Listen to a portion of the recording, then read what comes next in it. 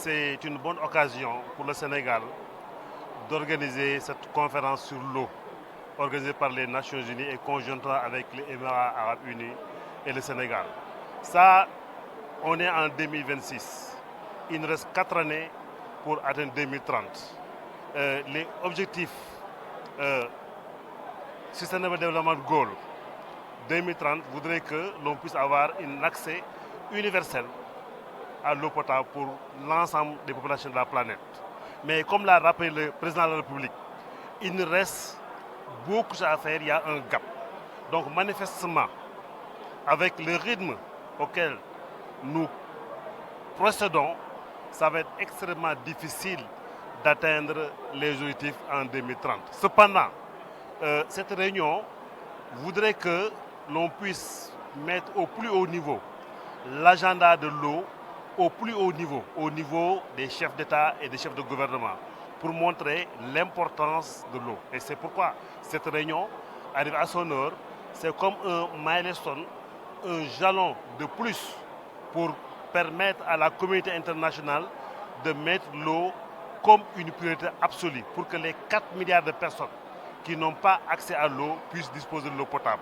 Parce qu'ici, on a parlé de la transversalité de l'eau, lutte contre la pauvreté, le gender, l'éducation, la santé, pour que cette eau-là puisse être quand même transversale.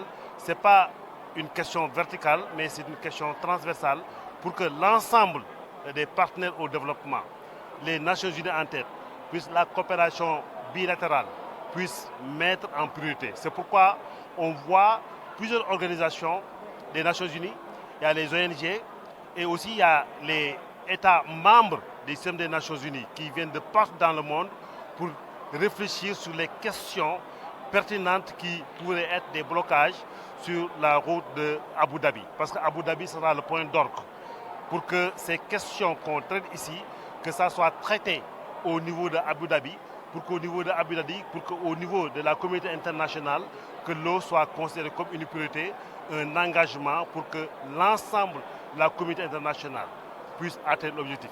Mais on peut penser globalement, mais aussi on peut agir localement. L'objectif, j'ai dit que c'est difficile, mais dans la vie, rien n'est impossible. Mais il faudra mettre tous les financements nécessaires, la coopération avec le secteur privé, les engagements des partenaires techniques, des bailleurs de fonds traditionnels, pour qu'au niveau de la planète entière, pour que l'on puisse atteindre cet objectif. 2030, c'est demain. Il reste seulement 4 années. Sinon, il faudrait qu'on multiplie par 10 ou bien par 15 les efforts qu'on a consentis jusqu'à présent. Maintenant, il faut faire le bilan. Le bilan, on le fera au niveau de Abu Dhabi pour voir ce qu'il reste à faire. Après, en 2028 aussi, il y aura une autre conférence au Tadjikistan, je crois, pour que l'on puisse regarder comment ça va se passer. L'ensemble des partenaires au développement se réunissent régulièrement parce que ces réunions-là, c'est un temps fort de mobiliser la communauté internationale. Mais au-delà de ce temps fort, il y a aussi des réunions, autres réunions qui vont se préparer, des rencontres bilatérales avec les partenaires au développement, les banques, les secteurs privés, pour trouver des solutions innovantes pour que l'on puisse accélérer l'accès à l'eau pour qu'en 2030, qu'on puisse avoir vraiment le résultat attendu. Donc d'ici décembre, il y aura beaucoup d'autres réunions qui vont se tenir. On va finaliser les documents pour que l'on puisse soumettre ça à certains gouvernements pour qu'au plus haut niveau, que des positions fermes, des positions très fortes soient prises pour l'atteinte de cet objectif. Ces 2 jours, pour moi, c'est bien parce que c'est une plateforme internationale où il y a pratiquement plus de 2000 délégués.